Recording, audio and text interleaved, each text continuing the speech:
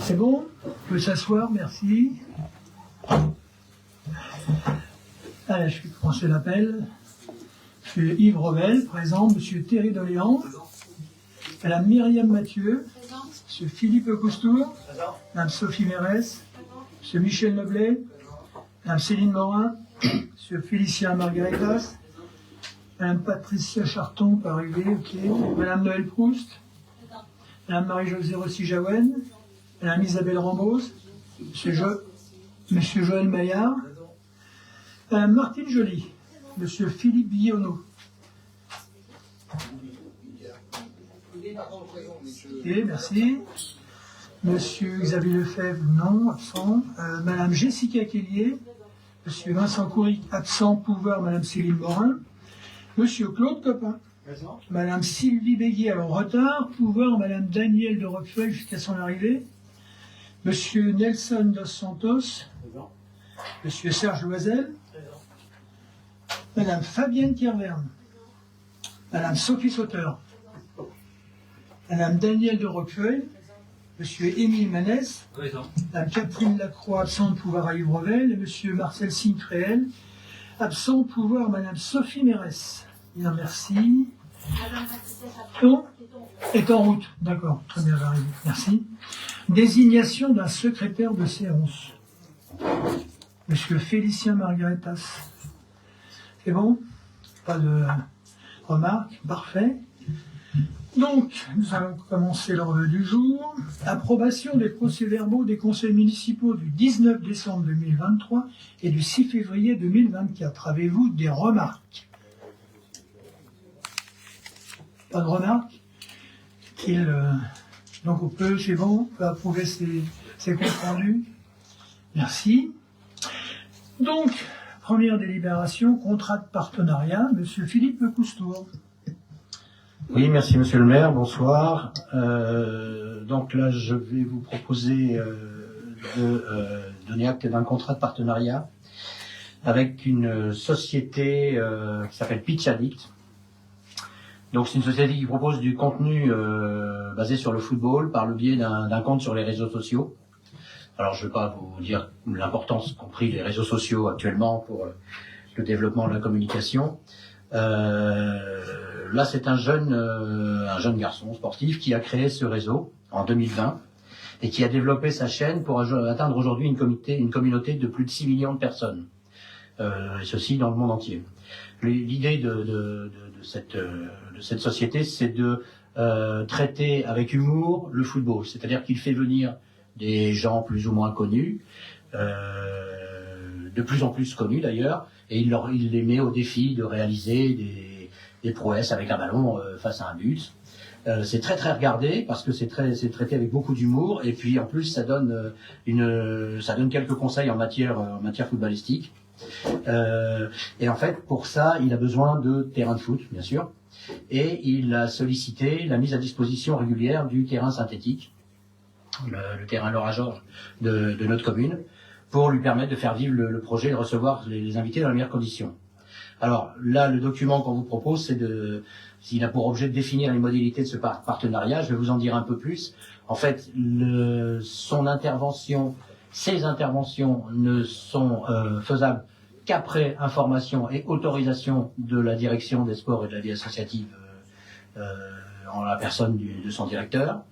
Elles sont en général, elles ont lieu l'après-midi quand le terrain n'est pas occupé, ça dure à peu près 2 heures. Et puis en contrepartie, ce jeune homme s'engage d'abord à parler de Ben, déjà, auprès de 6 millions de personnes, c'est pas mal quand même.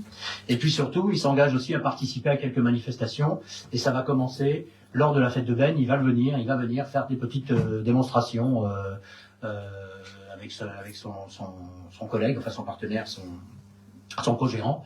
Il va venir à la fête de Ben, il viendra sur d'autres événements, et il est prêt effectivement à faire la promotion de la ville et systématiquement sur ses vidéos de remercier la commune. Voilà. Donc je vous propose de vous prononcer favorablement sur le projet d'accueil de ce jeune qui a créé son entreprise en 2020 et qui la voit se développer de façon exponentielle. Bien, avez-vous des questions? Oui, Madame de Roquefeuille. Est-ce que ce partenariat a été élaboré en partenariat effectivement avec toutes les associations sportives? Est-ce qu'il n'y aura pas de doublons sur les terrains? Non, c'est justement pour la raison pour laquelle, à chaque fois qu'il voudra intervenir, il aura un délai pour demander au service pour savoir si le terrain est libre. D'accord. Est-ce que ça a un coût, ce partenariat? Pas du tout. Pas du tout. Pas du tout. Merci. D'autres questions? S'il n'y a pas de questions, on peut passer au vote. Bien, qui est contre? Qui s'abstient? Unanimité, merci. Monsieur le maire, si je peux me permettre, juste, puisque j'ai la parole, je Vas-y. ne la reprends plus, je voudrais juste annoncer que la manifestation au profit des Restaurants du Cœur a rapporté, alors le chiffre n'est pas encore très exact, mais c'est entre 12 500 et 13 000 euros de bénéfices pour les Restos du Cœur. Voilà, je voulais le dire parce que le travail qui a été fait était assez énorme. Le club de hand et d'autres, plein d'autres associations et plein de jeunes notamment, ont beaucoup travaillé. Donc je voulais le signaler quand même. Voilà. Bien, sujet suivant. Monsieur Thierry Doléan, sollicitation d'un fonds de concours près de Kerr-Yvelines pour les travaux de voirie sur la commune. Merci Monsieur le maire, bonsoir à toutes et à tous. Alors cette délibération, comme vous le savez, nous avons passé il y a quelques semaines déjà une convention avec la mairie de Saulx-Marchais pour rénover conjointement la rue de la Tuilerie, qui se situe au niveau du hameau des Pissottes chez nous, et puis qui est cette rue partagée dans le long avec Saulx-Marchais. Cette délibération vous propose de donner mandat au maire pour solliciter auprès de la communauté de communes les fonds de concours qui sont fléchés spécifiquement sur les travaux de voirie. Juste une note, on a déposé le dossier aussi de subvention auprès du département le 22 janvier, donc avant l'annonce du département qu'il ne ferait aucune aide sur les voiries en 2024. Donc, pour info, on n'inscrira sans doute pas ces recettes de subvention du département au budget 2024, mais il n'est pas exclu qu'on puisse le toucher en 2025. Ça représente à peu près 40 000 euros pour le projet. Le financement global du projet, la totale des dépenses, c'est 133 800 euros TTC, et le fonds de concours qui est pris en charge, donc 28 732 euros. La triennale du département 48 000, mais bon, on n'en est pas certain. Et donc la part restant à charge pour la commune est entre 56 000 euros et 104 000 euros si le département ne participe pas. Avez-vous des questions? Madame Sauteur?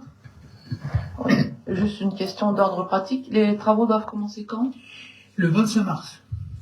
Et donc, il y a un flyer qui va sortir d'information à tous les habitants. D'accord? Bien, s'il n'y a pas d'autres questions, on peut passer au vote. Qui est contre?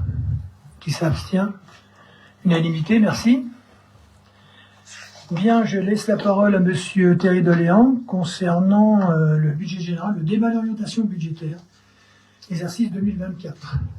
Merci Monsieur le maire. Donc, le Code des collectivités territoriales fixe les règles du déroulement du débat d'orientation budgétaire, ce que nous allons faire ce soir. Pendant cette séance, on va vous informer de nos grands choix pour l'année 2024 et permettre à chacun de donner son avis sur les orientations qu'on va vous présenter. Ce que je vous propose dans ce débat d'orientation budgétaire, c'est qu'en gros, il y a trois parties. Il y a la partie présentation générale de la situation mondiale, européenne et française, que je vais résumer. C'est peut-être pas nécessaire de rentrer dans les détails. Si à l'issue, donc je terminerai par la loi de programmation des finances. Si à l'issue de cette première partie, vous avez des questions, ben on les abordera à ce moment-là. La deuxième partie, c'est le bilan 2023. Et encore une fois, là, si vous avez des questions à l'issue de 2023, ben on prendra les questions. C'est pour clarifier un peu les débats. Et puis après, on vous présentera nos orientations. Et à l'issue de la présentation, si vous avez des questions, vous êtes les bienvenus et j'y répondrai ensuite. Alors pour 2024, la construction du budget s'inscrit dans un contexte inédit. Alors j'ai l'impression de me répéter tous les ans, mais c'est 2020, demi-année de budget repoussé avec le Covid, donc c'était un peu inédit. 2021, le budget sous le Covid, c'était une autre situation inédite. 2022, le début de la guerre en Ukraine, encore une situation inédite. 2023, l'inflation qui grimpe et qui explose pour nos concitoyens et pour tout le monde. Et puis 2024, encore une situation inédite, puisque outre l'accélération de la dégradation de la voirie, on a beaucoup de partenaires qui baissent leurs subventions. Le département qui fera aucun programme en 2024, il l'a annoncé, et les baisses de dotation. Voilà, donc un nouveau concept de contexte. Et donc ce 2024, le budget sera construit aussi par une contrainte qui est la baisse énorme de l'achat et vente immobilière, qui est une source de recettes pour la commune à travers les droits de mutation, ce qu'on appelle communément les frais de notaire. En plus de cela, donc la Banque centrale prévoit de maintenir des taux directeurs assez élevés en 2024 pour contenir l'inflation. Dans la situation mondiale, on vous a présenté le texte d'analyse des experts qui a été fait avant les annonces de Madame Lagarde d'il y a 3 semaines. Donc les annonces du document initial indiquaient que la Banque centrale européenne envisageait de baisser les taux directeurs des banques, donc qui permettent de faire des emprunts dans les banques à taux moins élevés.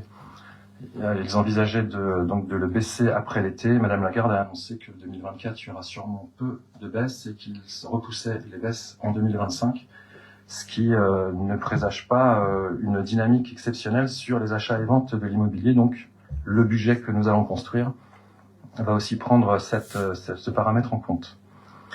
À cette baisse de recettes s'ajoute aussi une hausse des frais de fonctionnement qui sont notamment dus à l'inflation. Donc les projections 2024 sont entre 2,6 et 3,4 selon les organismes pour la France.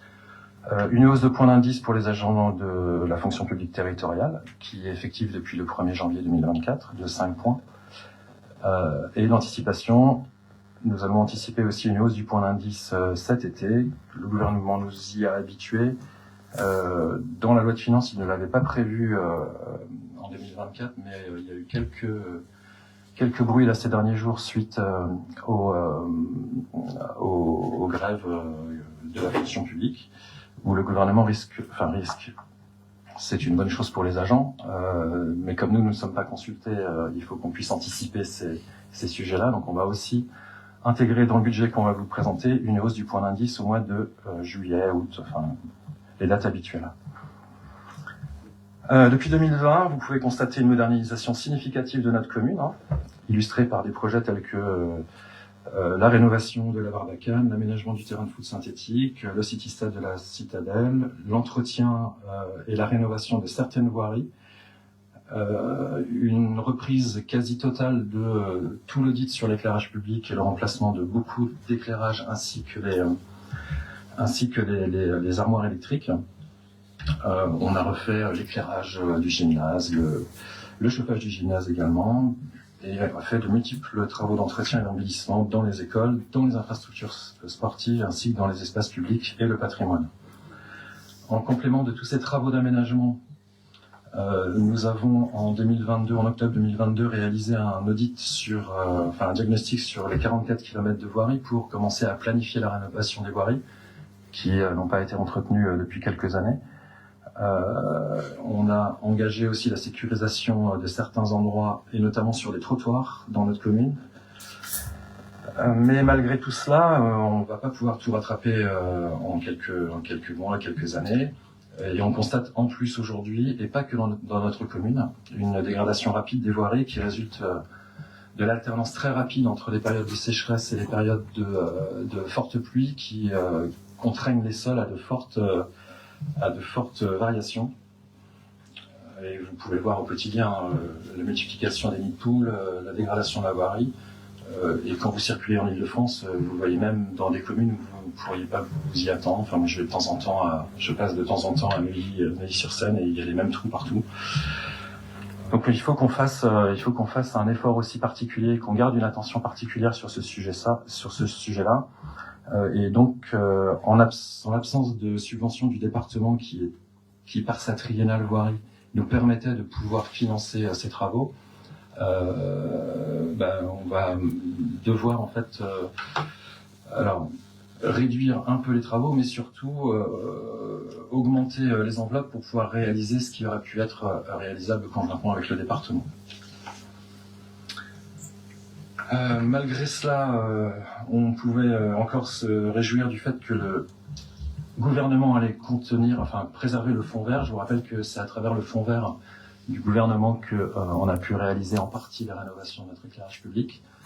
Le gouvernement a annoncé moins de 400 millions sur cette enveloppe.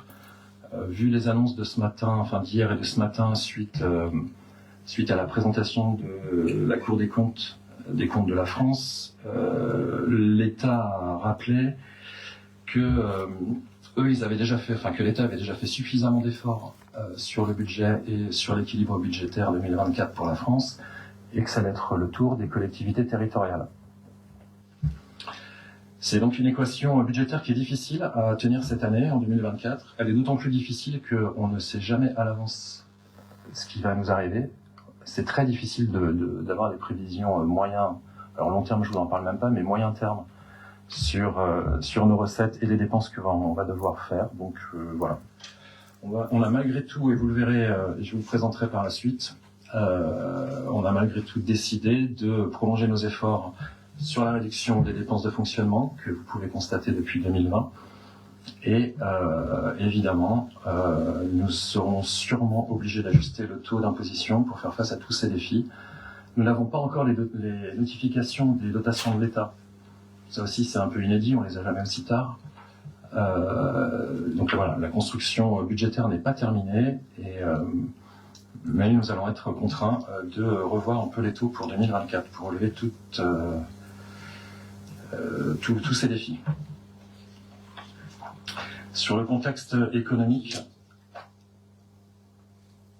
mondial, après une période de forte inflation liée notamment au conflit des Russes qui ont envahi l'Ukraine, et la Chine qui a maintenu sa politique zéro Covid et qui en est ressortie en fin 2023, la croissance du monde, donc la croissance économique et la dynamique commerciale dans le monde prévoit sur 2024 un retour à zéro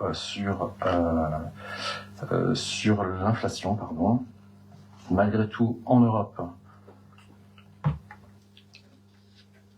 c'est donc en page 5, si vous voulez voir tous les détails, je vous en fais juste un résumé. En Europe, la croissance économique est revenue d'une manière un peu moins dynamique que ce qui était prévu par les experts, mais c'est habituel, c'est toujours le cas. Malgré tout, comme je le disais dans l'introduction tout à l'heure, on est très attentif aux décisions de la BCE pour pouvoir anticiper l'impact de la variation des taux directeurs de la Banque centrale sur les taux qui seront pratiqués dans les banques pour financer les crédits immobiliers des particuliers. En 2024, la croissance de la France a été un peu boostée l'année dernière avec une politique de soutien à l'emploi et aux entreprises. Les prévisions de croissance à date de la rédaction de ce document, pour la France, c'était de environ 1% pour 2024. Vu ce qui a été présenté ce matin et annoncé ce matin, on risque d'être plutôt sur 0,5.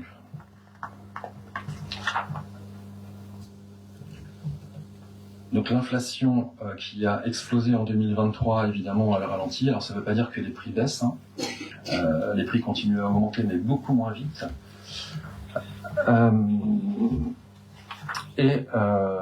Même si les perspectives d'emploi restent assez favorables, lorsque vous regardez les indices sur le rétablissement des finances publiques, qui se trouvent page 9, donc à l'époque de la rédaction de ce document, déjà, on avait inclus ce qui était prévu dans la loi de finances de l'État 2024 sur les baisses, la réduction des dépenses. Pas les baisses du budget, les réductions des dépenses pour essayer d'atteindre toujours ce fameux 3% de déficit du PIB qui est dans les textes de Maastricht au niveau européen.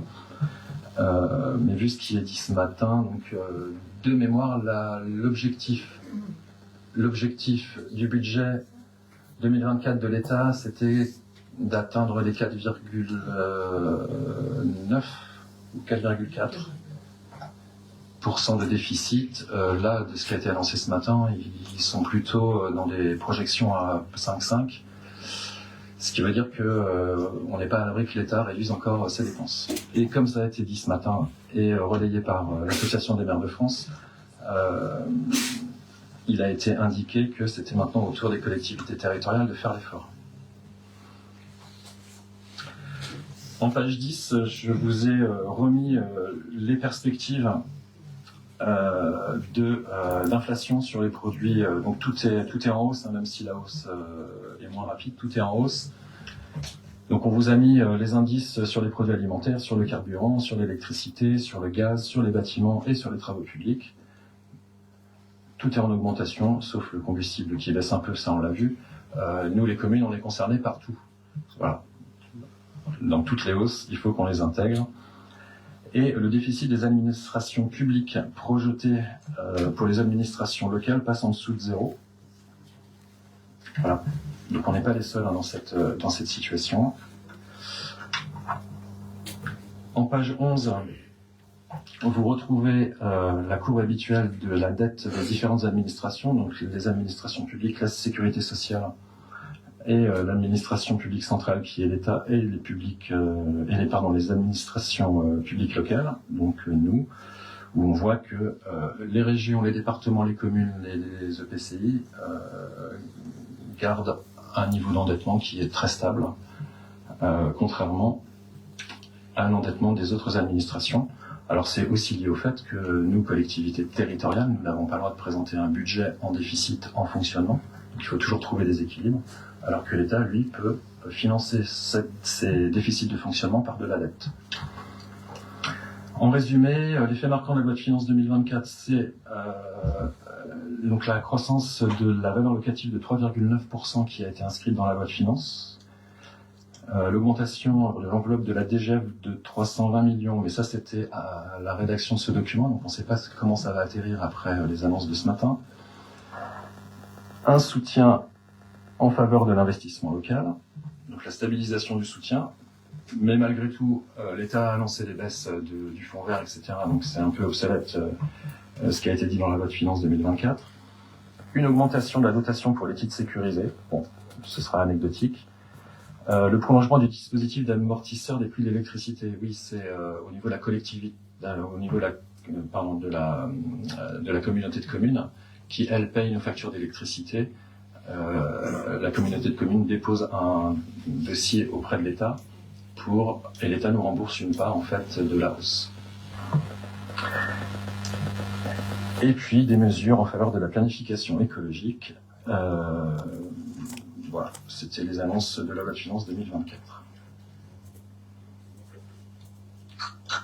Si vous avez des questions à ce stade, ou des choses que je n'ai pas forcément abordées, que vous voudriez mettre en lumière au sein du Conseil, ce document-là sera mis à disposition sur le site de la commune à l'issue du débat, pour que tous les gens puissent le consulter. Après le tableau un peu sombre que vous avez dressé, quels sont vos leviers et vos intentions en matière d'économie? Ah ben justement, on va en parler après. D'accord. Là, je vais quand même vous faire un retour sur l'année 2023, parce que c'est important de rappeler comment on va atterrir en fin 2023 par rapport au budget qu'on vous a présenté l'année dernière. Et à l'issue de cette présentation de la situation en 2023, on vous présentera nos orientations pour 2024. Donc pour rappel, le budget 2023, on avait pris cette décision forte d'accompagner tous nos concitoyens dans la période d'augmentation de l'inflation. Donc en 2023, nous n'avons augmenté aucun tarif sur la commune et nous avons maintenu tous les taux d'imposition tels qu'ils étaient, et également baisser encore, là on est presque à l'os, baisser encore nos dépenses de fonctionnement, notamment sur tout le fonctionnement habituel de la commune, donc l'entretien, le ménage, etc. Ce qui fait que fin 2023, donc c'est encore les chiffres prévisionnels, ils sont pas à l'euro près puisqu'il y a encore des pièces, des titres et qui sont pas encore intégrés dans notre outil, mais ça va jouer à la marge à quelques centaines d'euros près. Les recettes réelles de fonctionnement pour 2023 s'élève à 10 755 000 et les dépenses réelles de fonctionnement à 10 052 000. Pour mémoire, c'est une baisse de 7% des recettes de fonctionnement en facial, mais je vous rappelle que par rapport à 2022, mais je vous rappelle qu'en 2022, nous avons vendu le bâtiment du 4 rue Nouvelle qui gonflait artificiellement les recettes réelles de fonctionnement. Donc on est plutôt à plus de % en fait sur les recettes réelles de fonctionnement. Et les dépenses réelles de fonctionnement par rapport à 2022, donc à 10 052 000 €, on est à plus 2%, enfin 1,94%. 2%, donc c'est le travail que nous avons fait pour contraindre les dépenses en 2023. Ce qui nous fait une épargne de gestion de 703 000 €, j'arrondis toujours. De ces 703 000 €, on en déduit la charge financière, qui est le remboursement des intérêts de la dette, donc de 92 250 €, ce qui nous fait une épargne brute. Donc l'épargne brute, c'est le résultat en fait de l'exercice de 610 000 €, qui est en baisse de 100 000 € par rapport à 2022. Je retire les 900 et quelques mille € de vente du 4 rue Nouvelle que vous voyez dans le tableau. Le remboursement du capital de la dette de 286 000 € fait que nous avons une épargne nette, donc une capacité d'autofinancement net de 23 800 €. Et ça nous fait repasser en positif par rapport à 2022 qui était en négatif. Avec au 31/12/2023 une dette de 5,8 millions d'encours de capital, ce qui représente à peu près 9,6 ans de remboursement, qui était notre cible. C'est ce qu'on appelle la capacité de désendettement. C'est si Ben consacrait l'intégralité de ses recettes, donc de son épargne, pour rembourser sa dette, il faudrait 10 ans, et c'était notre objectif dès le début, de rester aux alentours de 10 ans. Encore une fois, le 3,97 que vous voyez en 2022 est dû à la vente exceptionnelle du 4 rue Nouvelle, mais on était autour des 9 années, un peu plus que 9,6. Est-ce que vous avez des questions sur ces chiffres financiers?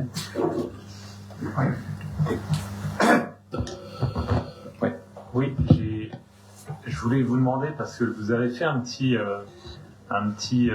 topo en préambule, en disant que on va baisser les dépenses réelles de fonctionnement. Et en fait, je vois pas trop où est la baisse des dépenses par rapport à ce que vous nous indiquez.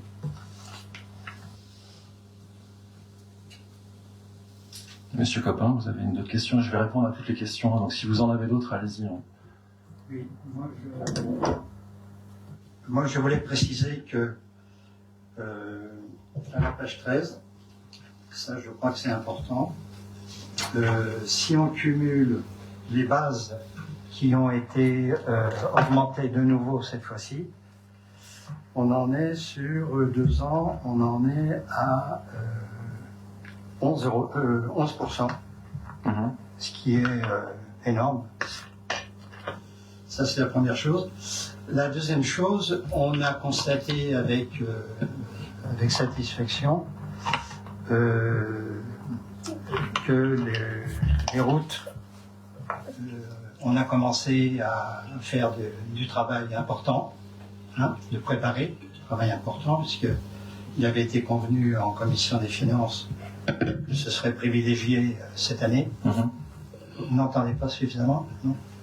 Ah, vous voulez que je le baisse plutôt, d'accord. Oui, il y avait ça. Et en plus, j'ai découvert, pas plus tard que ce matin, que la première partie à la sortie de la forêt, il y avait des travaux qui n'étaient pas prévus normalement au début. Donc, je ne sais pas si c'est une initiative de Saut-Marché ou autre, mais toute la partie, quand on traverse la route qui nous sépare dès qu'on sort de la forêt, tout ça a été commencé à gratter, et à préparer du bitume après. Donc ça, c'est plutôt... on ne sait pas d'où ça sort, et je voulais le signaler, ce qui veut dire que... Oui, juste pour vous répondre à la question, c'est les sondages de sol sur la rue de la Tuilerie. Ah non, non, non. Les travaux aussi? Non, Non, hein. c'est pas la Tuilerie, hein. C'est Ah, avant, c'est où, alors c'est la partie avant, quand on sort de la forêt. D'accord. Hein. Et là, ils ont déjà tout gratté, ils ont même déjà coulé une dalle de bitume. Voilà pour le moment. Oui.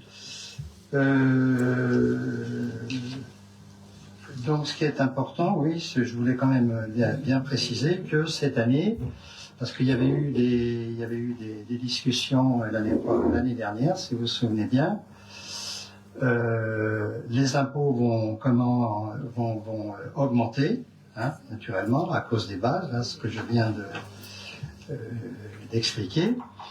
Mais je voulais préciser aussi, comme on l'avait fait il y a un an, c'est que ces deux taux-là, le 7,1 et le 3,9, sont décidés par l'État. Oui.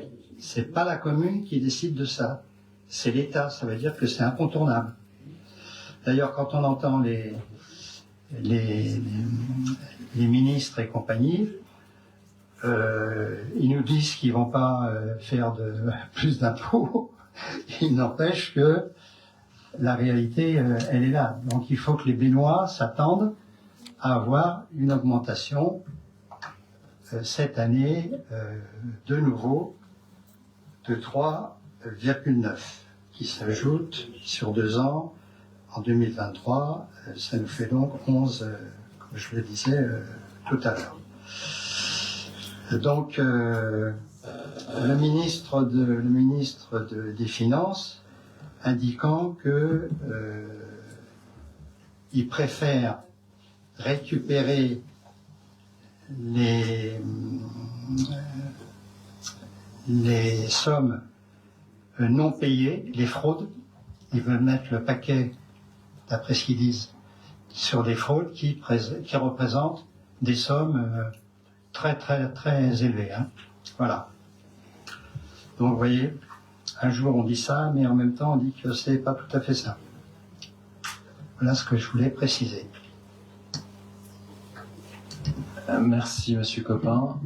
S'il n'y a pas d'autres questions, je vais répondre à Monsieur Dos Santos. Alors oui, entre 2022 et 2023, nous avons augmenté de 3,1% les dépenses réelles de fonctionnement. Je vous rappelle que l'inflation en 2023, c'était 4,9%. On est bien en deçà de l'inflation et je peux vous garantir que les efforts sur les dépenses, ils sont là.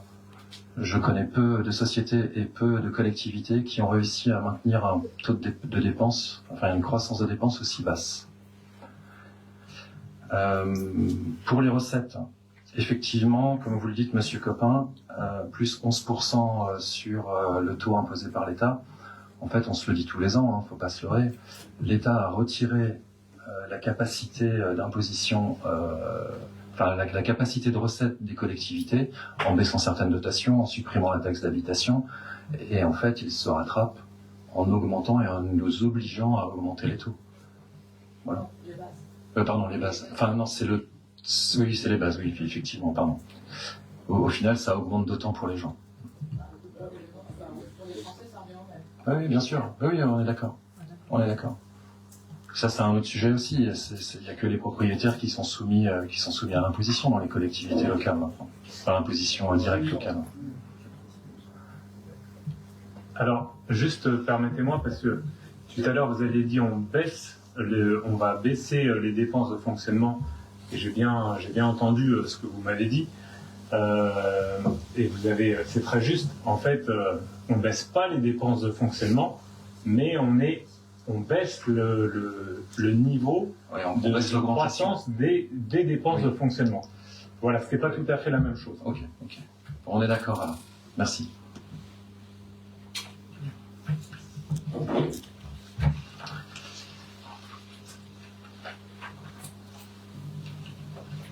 D'ailleurs, je vous ai rappelé, page 15, vous avez l'augmentation moyenne des dépenses dans les collectivités territoriales, c'est 5,8. Encore une fois, nous on est à 3,1.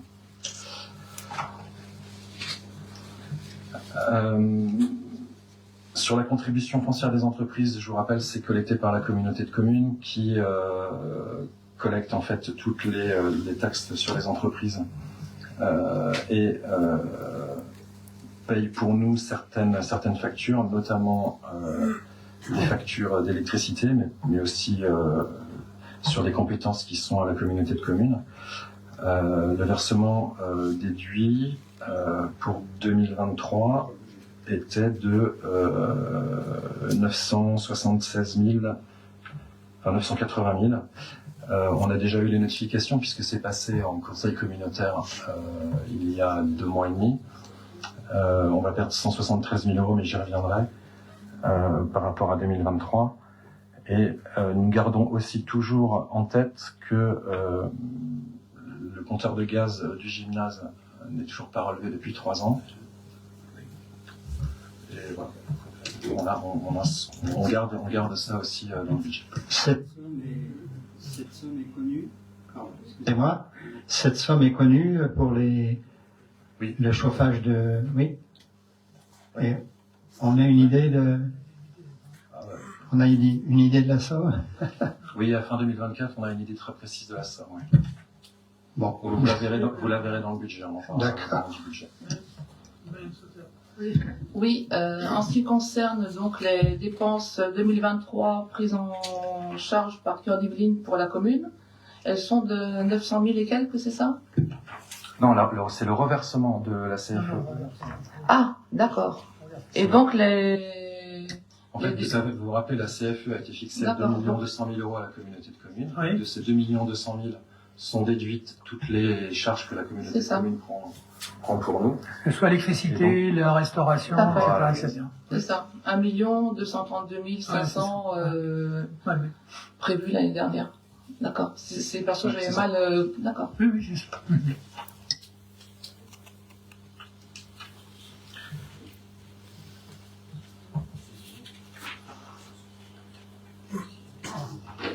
Ouais.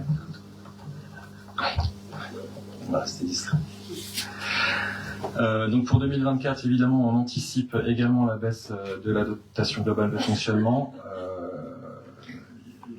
Nous avons coutume de suivre le tableau du manque à gagner, en fait, du désengagement de l'État dans le soutien des collectivités territoriales. Pour Ben, si la dotation globale de fonctionnement avait été maintenue, comme c'était le cas en 2013, je vous rappelle pourquoi quand même. L'État, entre 2004 et 2007, a rajouté des compétences obligatoires aux communes. Alors, l'entretien des bâtiments d'école, etc., enfin tout ça. Et c'est pour ça que la dotation globale de fonctionnement devait compenser ça. En 2013, l'État ne nous a pas retiré des compétences. Il a juste baissé la dotation globale de fonctionnement. Et donc, depuis 2013, le manque à gagner et donc ce que la commune doit prendre en charge directement sur ce que l'État nous a transféré, ça approche les 9 millions d'euros en 10 ans. En réalité, c'est depuis la loi de décentralisation de 1982, d'accord? Parce qu'on a renvoyé, l'État a renvoyé aux communes tous les bâtiments scolaires, etc., dont le menu de culture, les archives, etc., etc. Je vais vous communiquer aussi un petit chiffre, puisqu'on parlait des baisses de dotation. Là, il y a un document de l'AMF. Depuis 2010, l'État a ponctionné sur les collectivités locales 71 milliards d'euros. Enfin, quand je dis ponctionner, il n'a pas versé, en fait. Il n'a pas versé l'argent, mais il a versé les compétences. Sur la page 18, on vous remet, comme c'est prévu par les textes, les tableaux des effectifs dans la commune. Donc fin 2023, donc début 2024, nous avons un effectif total de 182 personnes qui représentent 164,8 équivalents temps plein, avec 123 titulaires et 59 contractuels. Voilà. Les économies sont aussi là, puisque depuis 2020, à service constant pour la population, nos agents réussissent à délivrer le même service et peut-être même un peu plus depuis quelques années maintenant, avec tout ce qu'il leur est demandé de faire, avec 3,2 ETP en moins.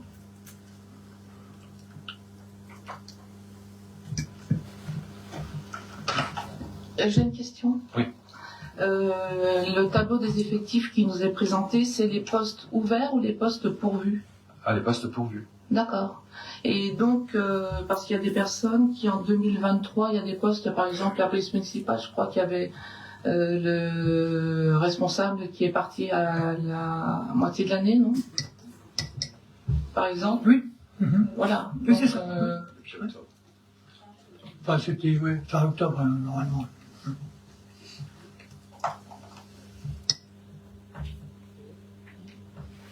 J'ai demandé une précision, je vous donnerai le résultat. Donc malgré... pardon. Et ce tableau tient compte des départs à la retraite? Parce que je crois qu'il y en a... Ah oui, c'est le tableau des effectifs en poste. Ah, oui. Ah, donc la précision, ce sont les postes ouverts, pardon. Ah, ouvert. Et donc, en pourvu, il y en a combien? Bah, vous avez 164,8 ETP pourvus et l'équivalent temps plein, donc, sur les 182 postes ouverts. Ah oui, d'accord. Non.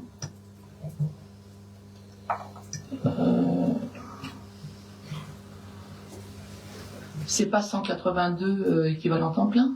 Non, c'est 164,8 équivalent temps plein Oui. pour 182 postes ouverts. Mais pas forcément temps plein. 182 postes, c'est par exemple des professeurs de l'école de musique, non? Oui, c'est ça, c'est ça. Donc, mais ils sont pas à temps plein? Oui, ils sont pas à temps plein. C'est pour ça qu'on D'accord, il y a donne 182 postes. et 164,8 équivalent temps plein. C'est ça.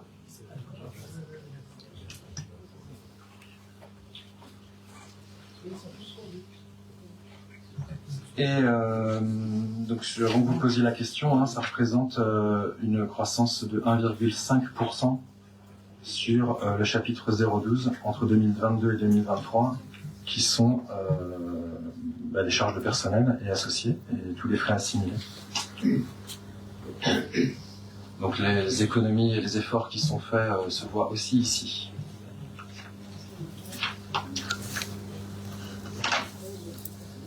Je vais vous résumer les orientations budgétaires et je vais démarrer par 2024 et démarrer par les contraintes auxquelles nous faisons face. Les droits de mutation, donc les fameux droits qui sont touchés par la commune lorsqu'il y a une vente ou un achat d'un bien, qu'on appelle visuellement les frais de notaire. On anticipe pour 2024 moins 170 000 euros par rapport au réalisé 2023. Alors, c'est encore un peu optimiste comme chiffre. Juste pour information, en février 2023, la commune avait touché 60 000 euros de frais de mutation, donc sur 2 mois.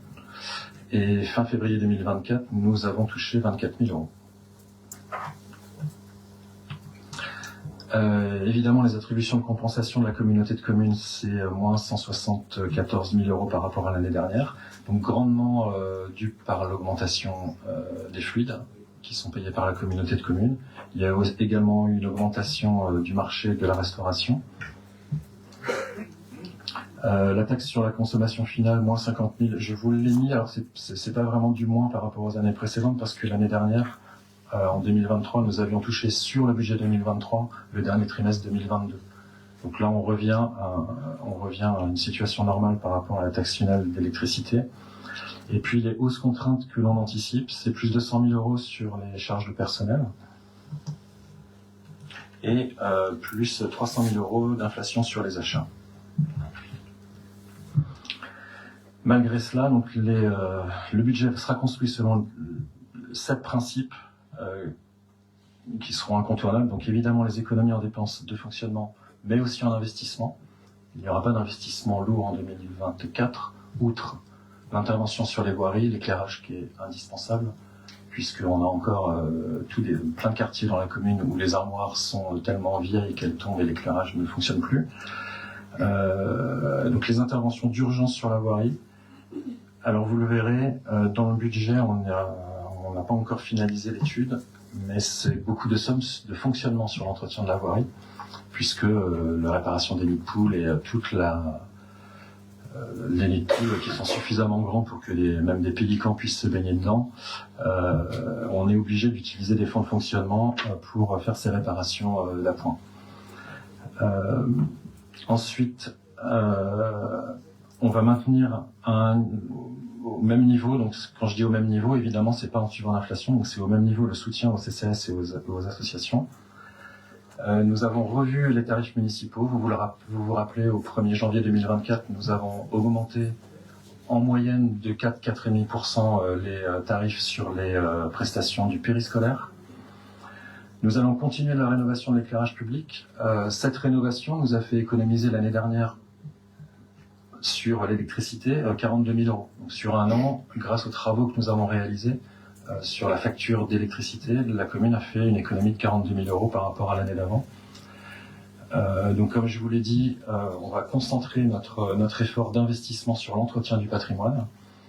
Et puis, malgré tout cela, pour compenser les presque 850 000 euros de moins que nous avons, soit par l'augmentation des charges, soit par la baisse de recettes, nous envisageons une hausse de l'imposition entre 10 et 17%.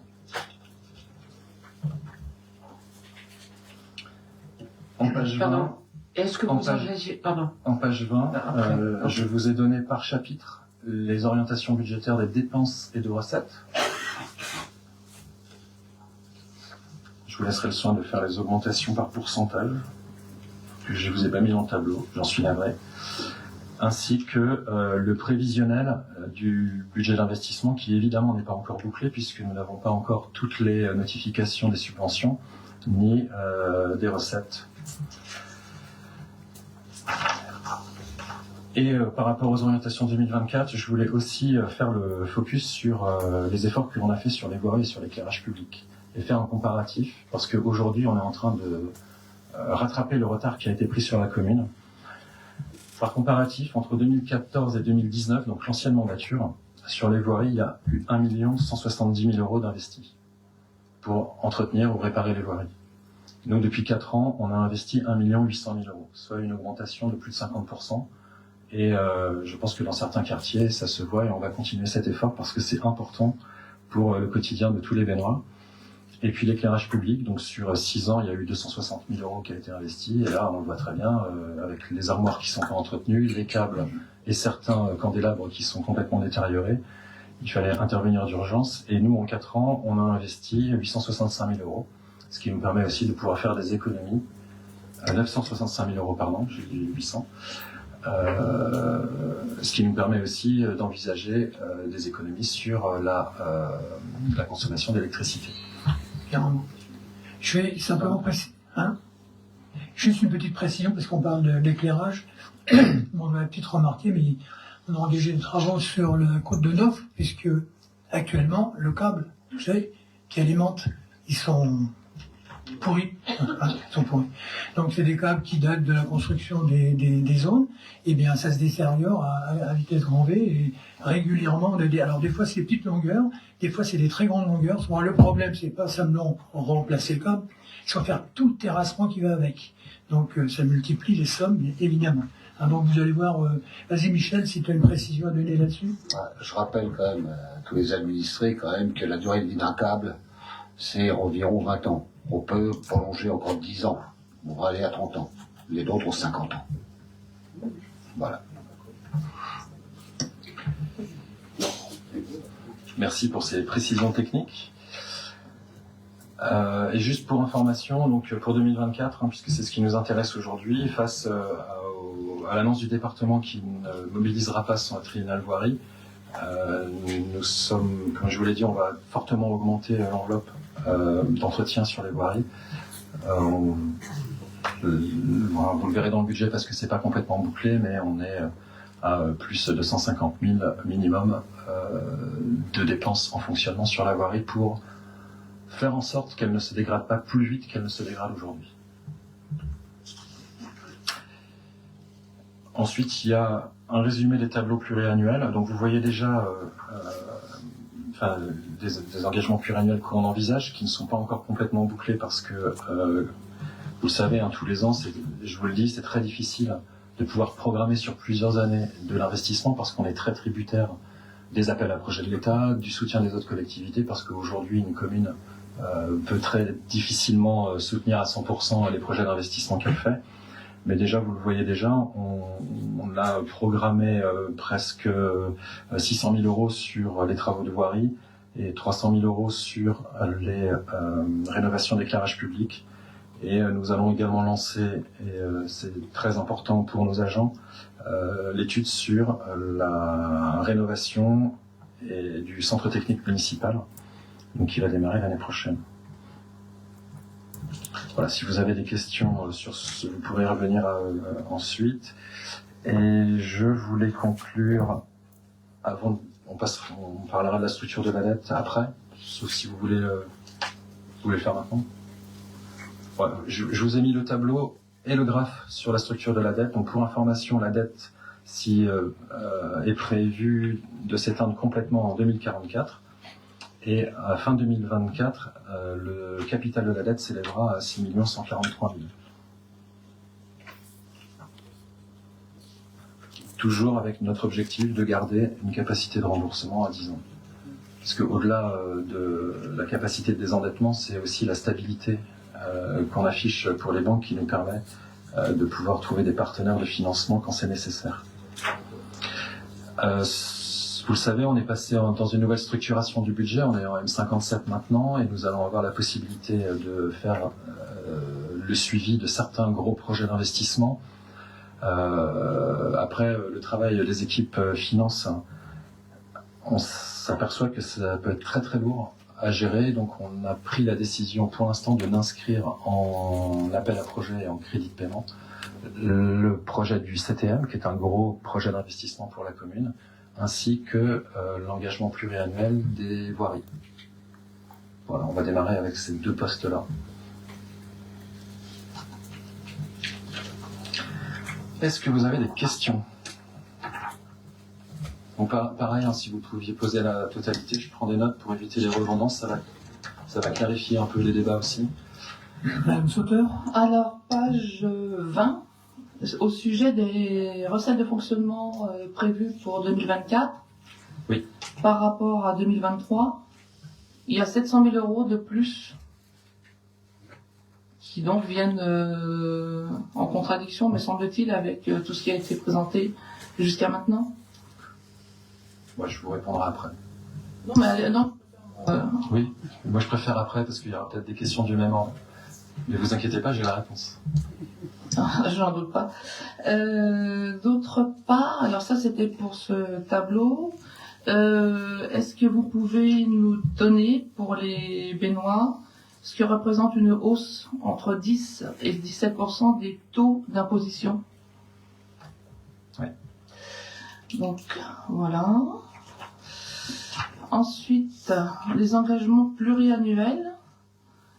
Alors par rapport au tableau qui nous avait été donné dans la version 1, donc je rappelle que la version 1, par rapport à la version qu'on a actuellement, il doit y avoir 10 jours de différence. Oui, je vous ai expliqué pourquoi. On a eu un problème technique qui a fait que les lignes dans le nouveau logiciel, il y a des lignes de dépenses et de recettes qui ne se sont pas consolidées pour avoir les grandes masses.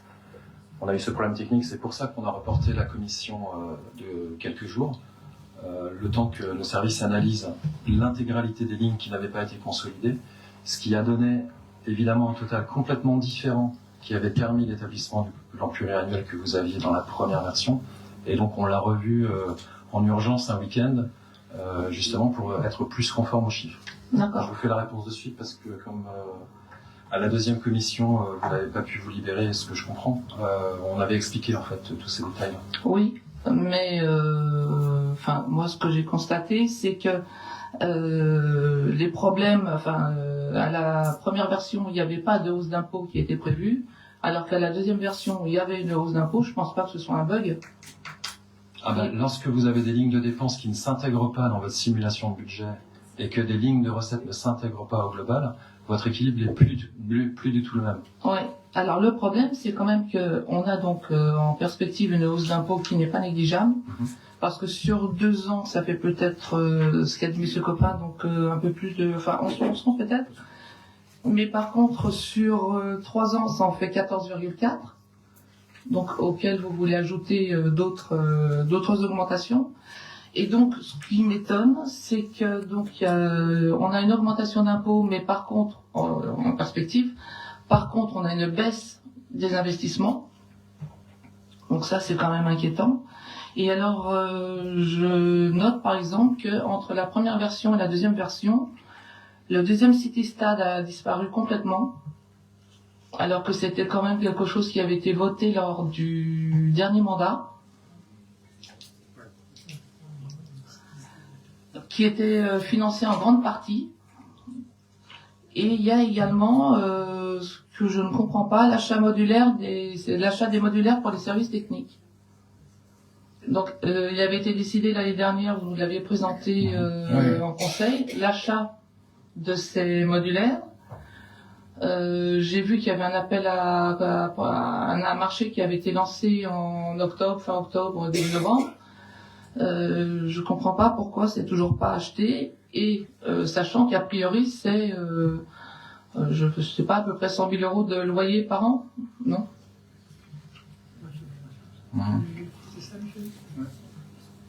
Donc en 2 ans, si c'est 175 000 euros d'achat, en 2 ans c'était amorti, sachant que vous nous aviez d'ailleurs dit à l'époque que ça se revendait relativement facilement. Donc pourquoi ce choix? Et puis le centre technique municipal, vous avez parlé là à l'instant d'une rénovation et plus d'une nouvelle construction. Donc, oui, alors c'est un abus de langage. Ça sera une nouvelle. Oui, ce sera une nouvelle construction. Parce que c'est vraiment une nouvelle construction. D'accord. Et ça sera où? On sait, là où vous nous aviez vers Mortemay, c'est ça? Oui. D'accord. Et puis alors par rapport à ce discours sur l'état lamentable dans lequel vous retrouvez la commune, je doute pas qu'il y ait des problèmes. Je voudrais quand même rappeler que vous avez récupéré des restes à réaliser pour plus de 7 millions d'euros de travaux. Donc ça représente une somme considérable. Il y avait 2 millions notamment qui étaient à travers l'emprunt que vous avez levé qui était réservé normalement au centre technique municipal. Donc voilà, d'année en année, on voit toujours les mêmes projets qui ne se réalisent pas. Je pense notamment au City Stade. Le centre technique municipal, c'est pareil, il était prévu depuis le début. Il était même dans votre programme il était prévu. Je pense à la salle des fêtes, donc la citadelle, la maison de santé. Je suis pas tout à fait d'accord sur la citadelle. C'est bien de dire, on en parle. Oui, il n'y a pas que sur la citadelle. Non, il y a plein d'autres projets qu'on a réalisés. Par exemple, la Barbacane, par exemple aussi le terrain synthétique, par exemple. Je en donne d'autres. Et puis la maison médicale, quand même si ça a été initié, comme vous le dites, tous les travaux, ils ont été suivis par nous. Hein. Ah oui. Hein, donc vous les avez... archives, par exemple. Enfin, mais si vous voulez. Oui, mais tout cela Non, mais faut pas déformer. Je ne déforme pas. Je ne dis pas que vous n'avez pas suivi ces travaux. Je dis qu'ils ont été initiés par le mandat précédent et que là, on voit mal ce que vous allez laisser comme empreinte sur la commune à la fin de votre mandat. Excusez-moi, concernant la citadelle, je ne peux pas vous laisser dire que le projet avait été initié à l'avance. Hein. C'est un projet que Madame Morin et moi-même avons construit. Donc ne dites pas ça, c'est pas vrai. Alors j'ai la délibération, elle date de janvier 2020.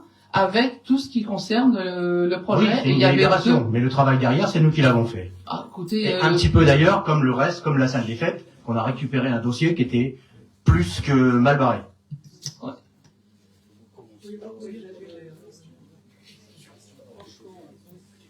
Donc voilà, j'attends les réponses. Allez-y.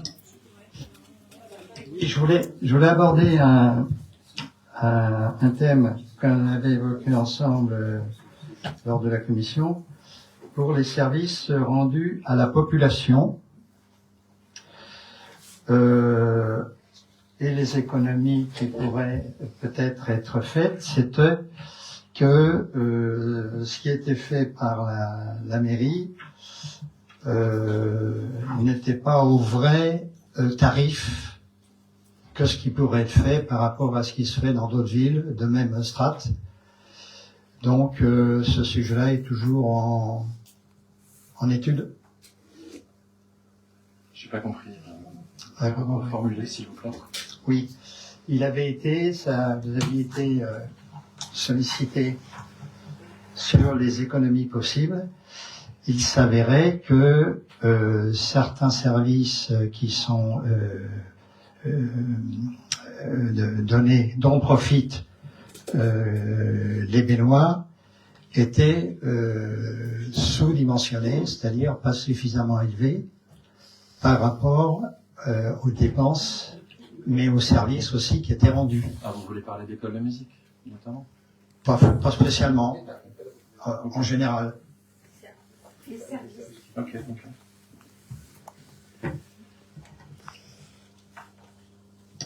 Monsieur Dos Santos, si vous avez des questions. Vous m'avez entendu? Parce que je pense que vous aviez... Vous saviez que j'allais peut-être vous poser une petite question. Non, mais écoutez, moi, malheureusement, je pense que vous annoncez une très mauvaise nouvelle pour les Bénois. Bon, je sais que c'est pas facile de garder les dépenses, même de les baisser.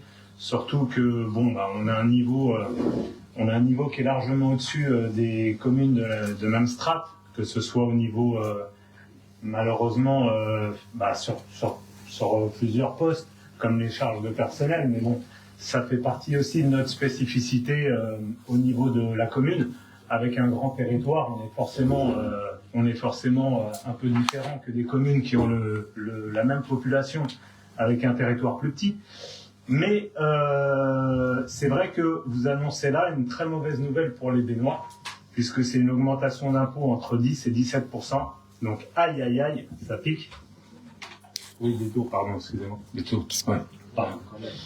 Oui, c'est mieux. Vous avez on va poser la question. Moi, oui. Bon, et ceci étant dit,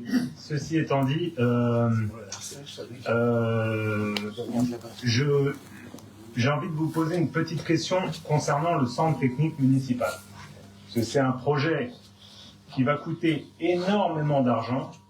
Je ne sais pas si on va s'en sortir, si on aura les moyens. Et je sais très bien qu'on est obligé de trouver une solution à long terme pour le centre technique municipal. Alors, comme disait Sophie, à juste titre, la location, c'est sûr que on aurait préféré, moi-même je vous en avais parlé au début, je vous l'avais suggéré, je pensais à mon sens que c'était plus intéressant de les acheter que de les louer. Bon, malheureusement, 2 ans plus tard, le rapport me donne raison quelque part, mais bon, on peut pas, c'est comme ça. Mais quand même, la question que je veux garder en tête, que je veux poser ici, c'est est-ce qu'on a vraiment besoin d'un centre technique municipal à 3 millions d'euros? Là, je m'interroge vraiment, parce que je me souviens que les toilettes du marché avaient coûté 60 000 euros. Pardon, excusez-moi. Excusez-moi, je suis désolé. J'ai rajouté 20 000, pardon. Vous n'êtes pas au zéro, on n'a pas de sous. Bon, donc ça me paraissait déjà un peu cher, les 40 000 euros pour les toilettes. Bon, les 3 millions d'euros, je vous en parle pas. J'espère qu'on pourra trouver une solution tout aussi adaptée et pérenne, tout en limitant le coût, parce que là, 3 millions d'euros, ça me paraît pharaonique.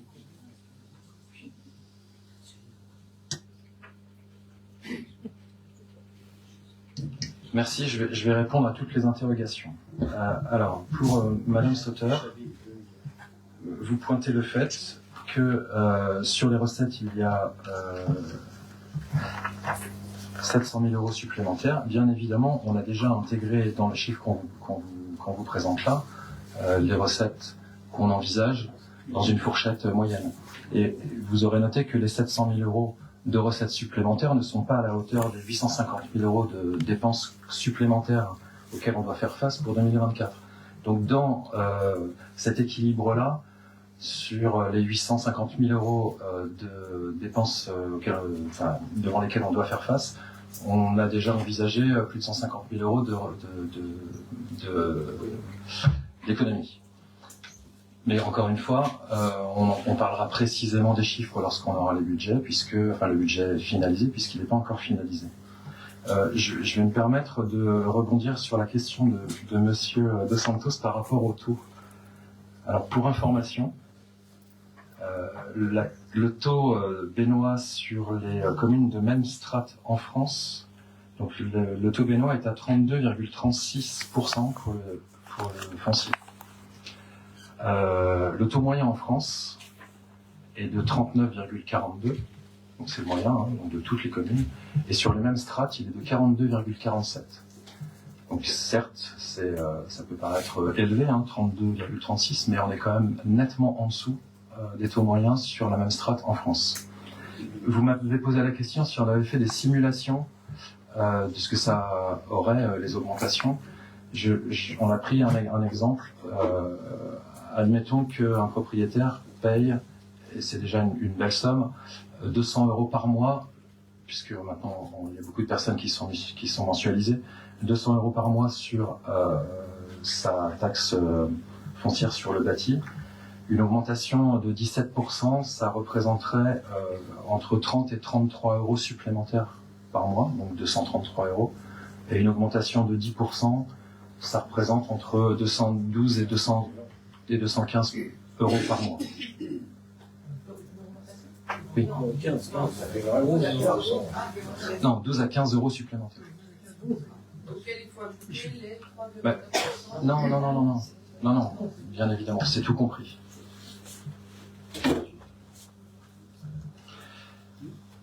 Sur la baisse des investissements, alors c'est pas une baisse des investissements, vous l'aurez. Alors c'est une baisse des investissements facial, mais vous l'aurez compris, la mobilisation des subventions pour 2024, ça va être très compliqué.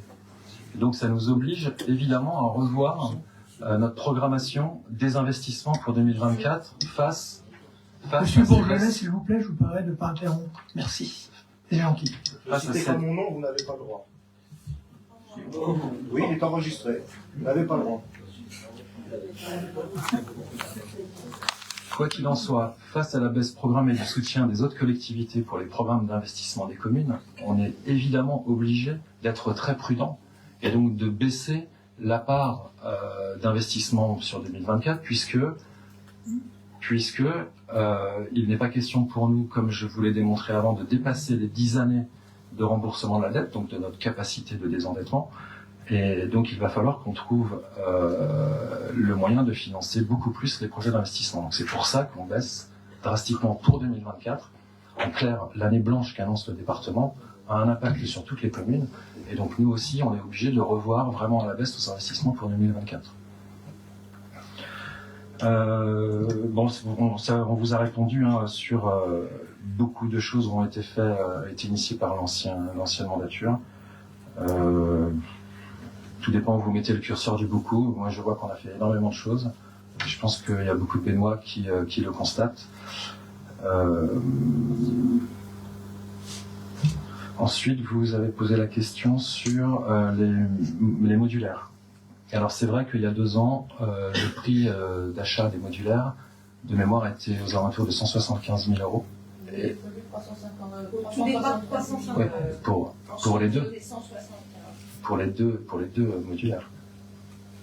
C'était 175 000 euros le modulaire. En 2023, vous aviez prévu sur le 375 000, à la même période, il y a un an juste. Ouais, et en fait, après étude et compte tenu du fait qu'on va se rapprocher de la construction du CTM, on va pas les acheter parce que ça coûte beaucoup trop cher par rapport à ce qu'on pourrait en faire. Donc là, on les a pas inscrits en 2024. Voilà. Et pourquoi ça n'a pas...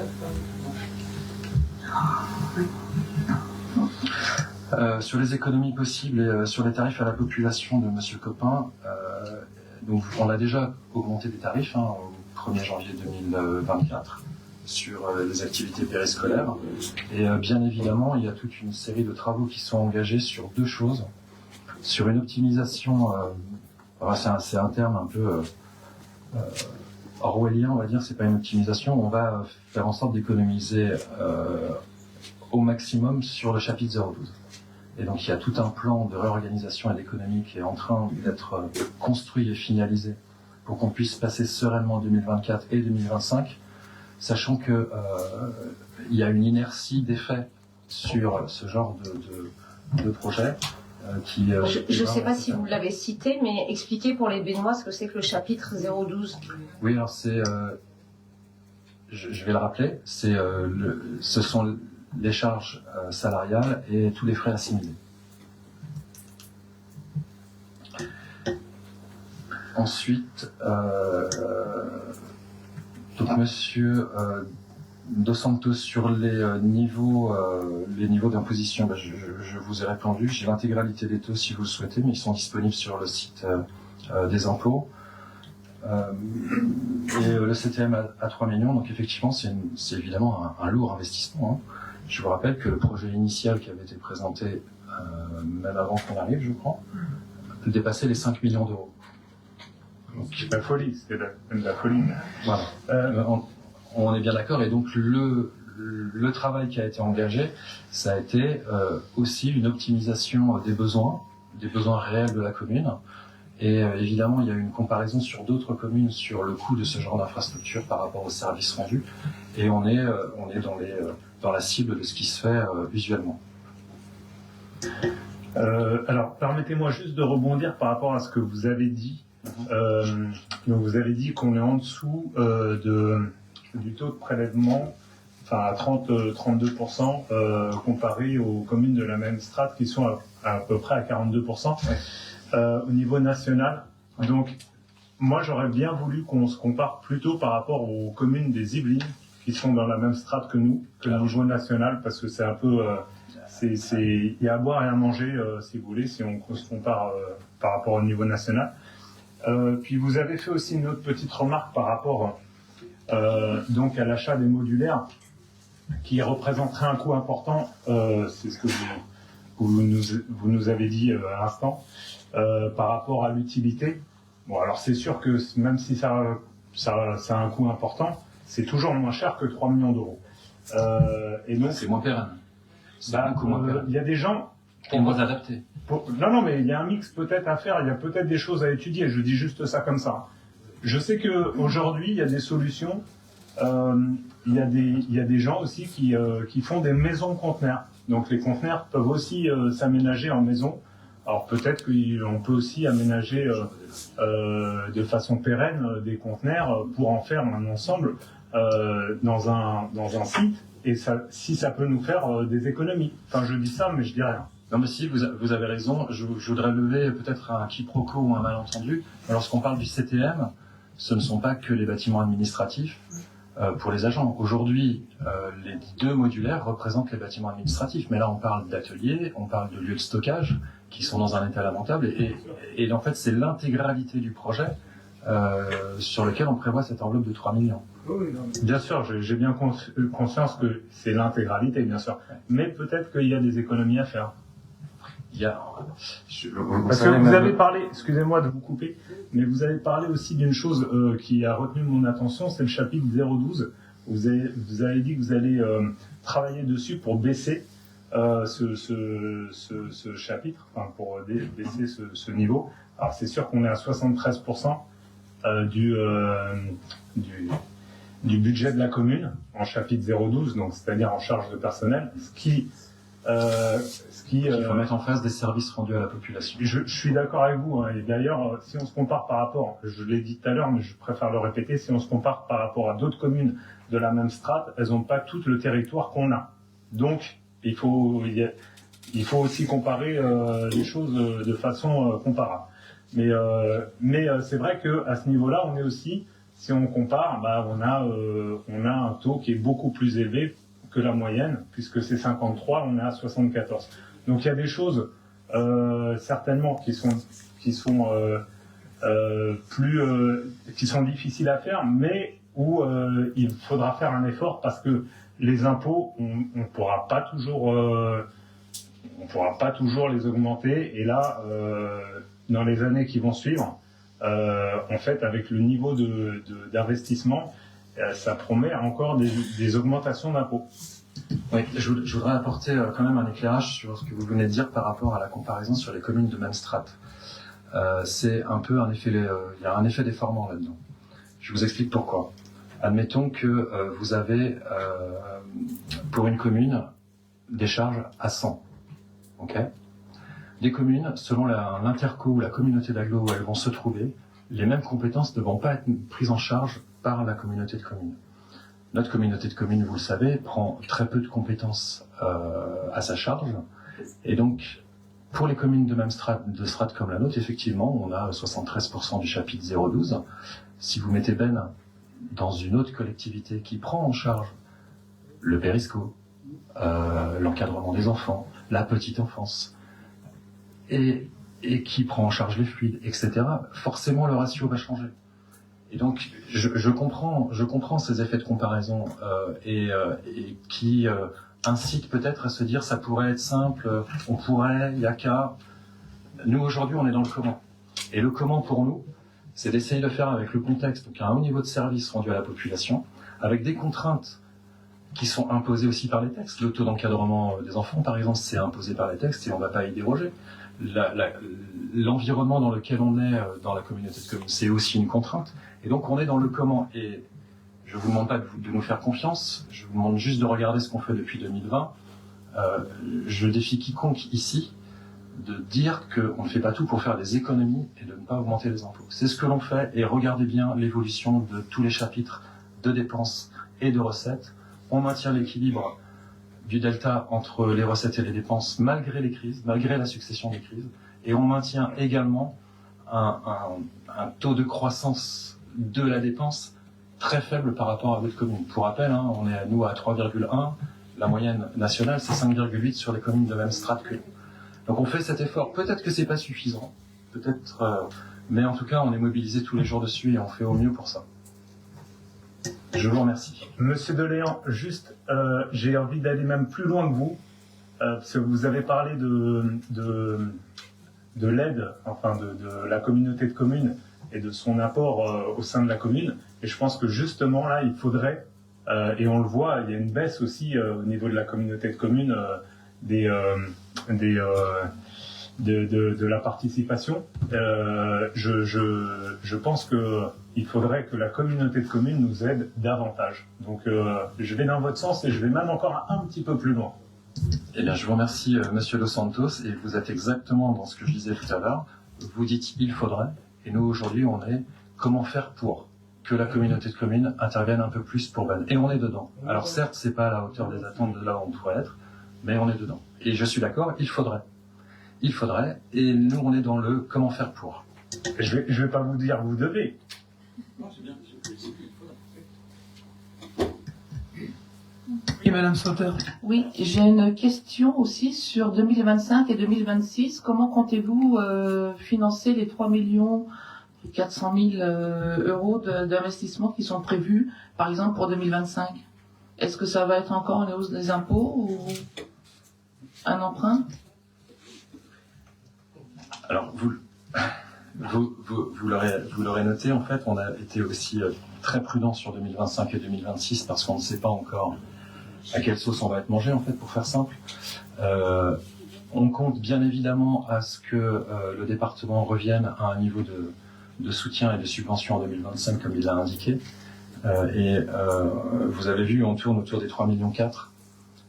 Si on arrive à 60-70% de taux de subvention qu'on arrive à tenir sur la plupart, je dirais même la quasi-totalité des projets d'investissement qu'on a tenus jusqu'à aujourd'hui, la charge restante pour la commune serait plus autour des 1,3 million, 1,4 million, qui est en fait notre cible d'épargne nette à dégager tous les ans par toutes les actions qui vont être engagées en 2024 pour atteindre cet objectif.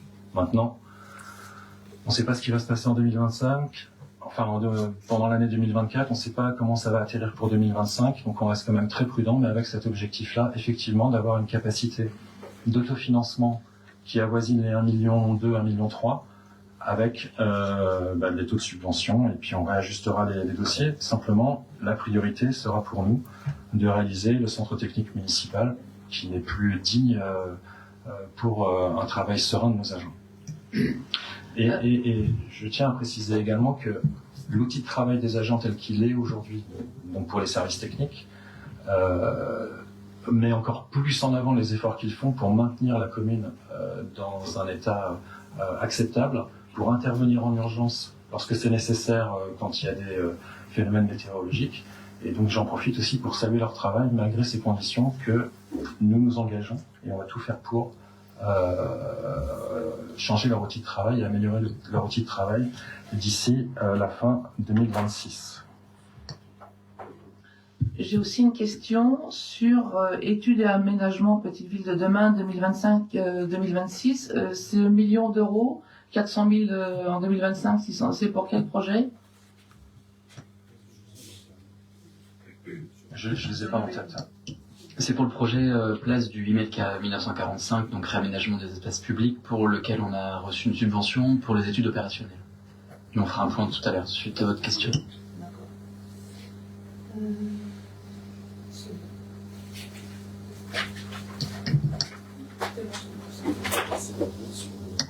On peut passer au vote sur ce débat d'orientation budgétaire sur le budget général.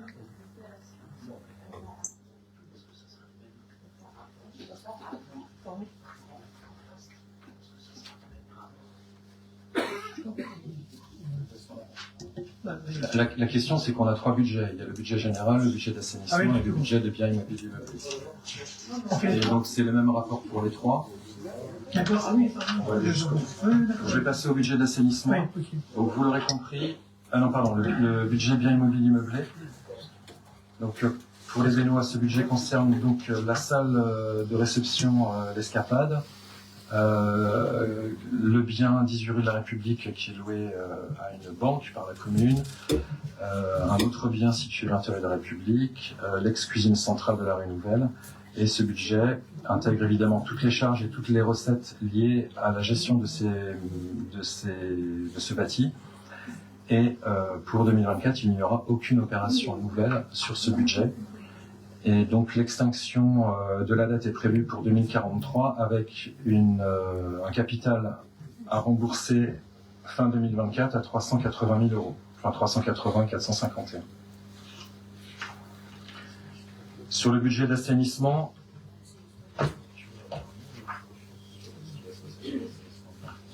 pareil, sur le budget d'assainissement, vont être inscrits au budget les restes à réaliser, donc il n'y aura pas de projet de dépenses nouvelles sur ce budget, avec un encours de dette qui est à 848 000 euros fin 2024 et une extinction prévisionnelle en 2035.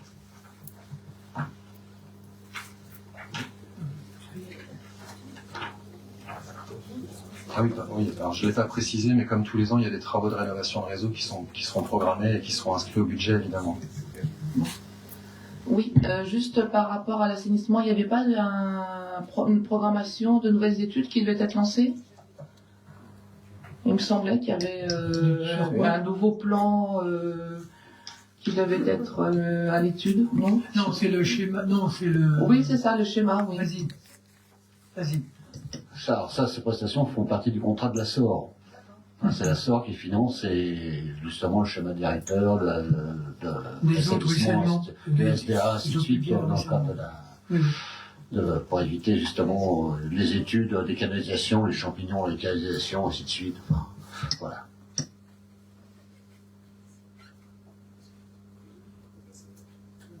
On peut passer au vote, donc.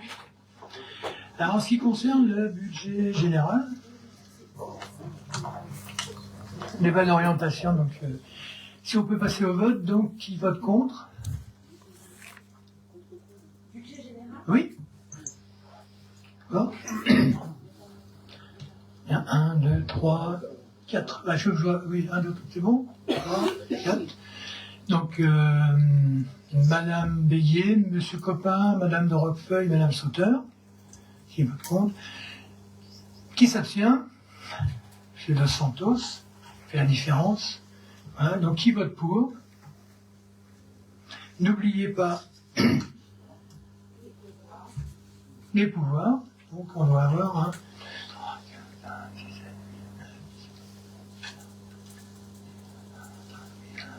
C'est bon. 23. 22. Oui, pardon. Monsieur le maire, excusez-moi, Oui. je vais juste expliquer un petit peu aussi mon abstention Oui, je t'en prie. là-dessus.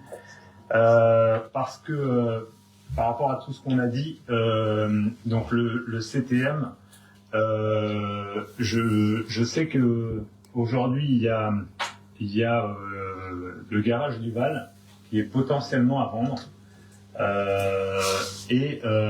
Je m'interroge si ce serait pas plus opportun d'acquérir, par exemple, le garage du Val, que de dépenser 3 millions d'euros dans un CTM alors qu'il y a déjà toute l'infrastructure. Alors, on a déjà étudié la question bien avant, et en fait, ça pose un problème d'abord d'aménagement, mais surtout qu'il y a beaucoup d'amiante. Et donc, pour faire des travaux, vous imaginez évidemment que ça va nous poser des difficultés, et en plus, il faut réaménager à l'intérieur. Donc, on a effectivement regardé la question, mais alors, je crois qu'à l'époque, je dis bien quand on a regardé, le propriétaire ne voulait vendre que pour un garage. C'est pour ça qu'on avait abandonné l'idée. Que pour laisser à la place qu'il y ait un autre garagiste. Voilà.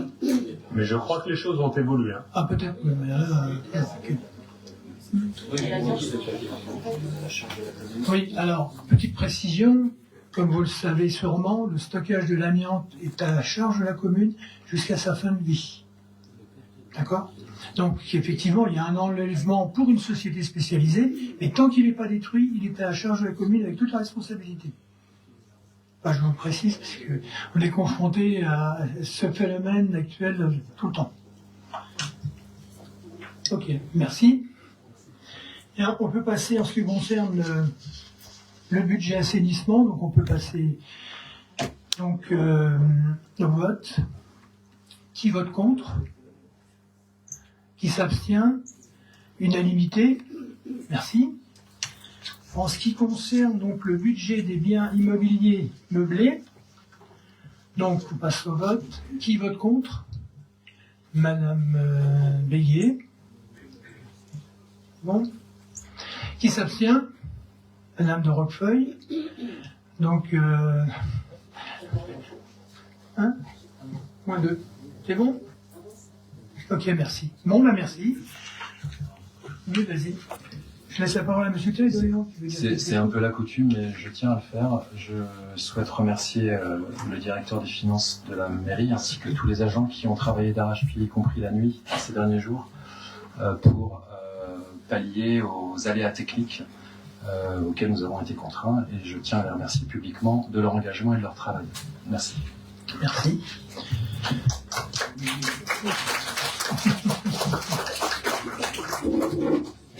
Voilà. Bien, maintenant on peut passer donc aux décisions du maire. Est-ce que vous avez des questions? Oui. Madame Béguier. Ah bah, je suis revenue. Hein. Ça vous avait manqué. Je vois la convention pour le PLU. Je voudrais juste souligner que c'est bien de dépenser de l'argent. C'est quel numéro, tu as des quelles décisions? Merci, oui, d'accord, merci. Je trouve que c'est très bien, hein. Ça veut dire que les choses vont peut-être changer. Par contre, au niveau des commissions, il se passe absolument rien depuis qu'on a pris la décision de le modifier. Et je voulais savoir si ça allait continuer comme ça ou...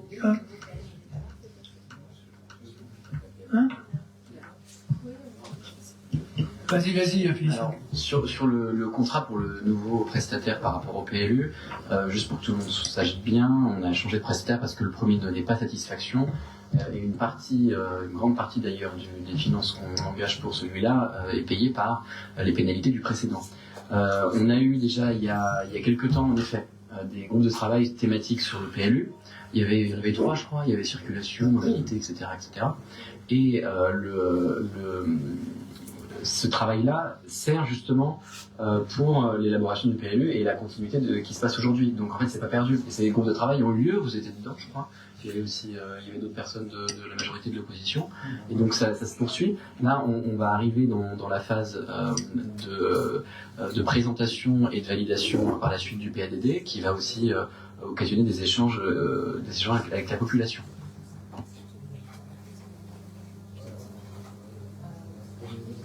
Et vous serez d'ailleurs invité, mais les invitations sont pas parties déjà? Elles sont parties, les invitations? Bon, vous allez être conviés à ces temps. Et le deuxième point, alors c'est purement de la curiosité. Qu'est-ce que c'est que des emballages de gaz?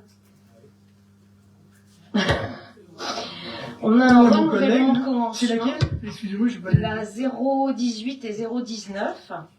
Mise à disposition d'emballages de gaz et taille moyenne et grande, gamme classique, gamme smart. J'avoue que non. Juste par curiosité, j'aimerais savoir ce que c'est. Là, je pose la question en adjoint parce qu'il est trop long, parce que là, j'avoue que je me souviens pas. Bon, donc, ça me fait plaisir parce que je comprenais pas non plus. Mais... Oui, bon, on va regarder ce que c'est, on vous donnera la réponse, c'est pas de souci. Oui, c'est l'air liquide, oui, mais après... mais emballage. Ouais. Bon. Ok. Oui, vas-y, Félicien, si tu veux. Juste pour la question précédente, on me souffle dans l'oreillette que vous avez reçu l'invitation le 15 mars. Voilà. Ah, bah alors, les élus de l'opposition doivent être exclus. C'est envoyé au conseil municipal. Bah non. Donc si jamais il y a un problème technique, on en parle juste après. Okay. Bon, on regardera. Vous êtes sur la liste, alors, hein. On va regarder, alors. Ouais. Oui, Madame Sauter, oui. Oui, la personne qui suivait plus particulièrement donc Petite Ville de demain et puis le PLU est partie il y a un mois. Est-ce que Elle est partie le 15 mars. Oui, bon, elle est partie. Au 12 mars, je sais plus. Oui. Est-ce qu'il est prévu de la remplacer ou absolument. Oui. Oui, absolument. Donc il y a une. Alors elle n'est pas encore, enfin elle est partie effectivement des locaux, mais en réalité elle est en vacances puisqu'elle avait tous ses congés à prendre, donc elle ne peut partir, elle pourra partir définitivement que le 31 mai des effectifs, j'entends. Voilà, voilà, sortir des effectifs le 31 mai. Donc évidemment on va anticiper évidemment le lancement de la procédure de recrutement. Tout à fait. Ah oui. Bah oui, il vaut mieux. Ouais. Alors j'ai une autre question sur la décision 030. Oui. Déclaration sans suite pour motif d'intérêt général. 030 pour le fourniture de peinture traçage. Oui, d'accord. Oui. Voilà. Et donc c'est annulation de la procédure par le juge des référés du tribunal administratif pour non-respect des obligations de mise en concurrence et de publicité. Donc je me demandais ce qui s'était passé. C'est un concurrent qui... Oui, qui a fait un recours sur le marché et qui a trouvé qu'il y avait quelque chose qui n'allait pas, donc on relance le marché. Oui, tout à fait. Ouais. Ça arrive. Hein. Ouais. D'autres questions sur les décisions? Donc on peut passer à la suite. Donc aux questions diverses de la liste révélée d'Anne. Première question, alors on y retourne. Verbalisation riverain rue de la Vallée de la Maladrerie. Quel est le résultat de la réunion organisée en mairie le 6 mars? Une solution a-t-elle été trouvée pour les riverains, verbalisée à de multiples reprises? Il semblerait que la présidente de l'association des riverains de la Maladrerie, qui avait écrit au maire, n'ait pas été invitée à cette réunion, si tel est le cas, et pour quelle raison? Alors, oui, moi j'ai décidé d'inviter en fait une réunion, comme vous dites, le 6 mars, avec les personnes qui avaient été verbalisées et qui avaient écrit au préfet, n'est-ce pas, et qui avaient obtenu une réponse. Donc il fallait que nous, on réponde à ces deux personnes. Donc on les a reçus le 6 mars, on a fait un bon travail, d'abord d'explication sur ce qui s'était passé, et deuxièmement, ils nous ont fait plusieurs propositions, justement, d'aménagement sur cette rue de la Vallée, et puis après on verra sur d'autres lieux, mais sur la rue de la Vallée, concernant soit des stops, soit des aménagements, voilà. Donc on attend un peu leur compte rendu, qu'ils doivent nous faire. Bon, on a déjà, si je ne me trompe pas, Michel, des premiers esquisses, de manière à ce qu'on puisse commencer le travail juste après le vote du budget. D'accord. Mais ça va être en concertation ouverte? Oui. Pas seulement avec ces deux personnes que vous avez... Non, pour l'instant, ils ont fait des propositions. Après, on va travailler, puis on va élargir le champ, bien sûr. Oui, bien sûr.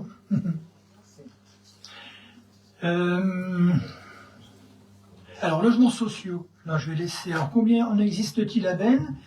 Quel pourcentage représente-t-il par rapport à l'ensemble des logements existants sur la commune? Je laisse la parole à Madame Myriam Mathieu. Merci, Monsieur le maire. Bonsoir. Alors, sur la commune de Bennes, nous avons au total 225 logements sociaux. Et ce qui représente 6,89% par rapport au nombre de logements qui est à 3289 sur Bennes.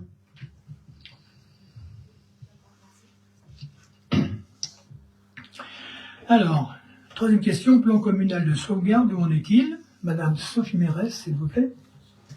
Oui, merci. Alors, pour le plan communal de sauvegarde, la préfecture nous a renvoyé un accord de principe par rapport à notre projet donc, de plan communal de sauvegarde.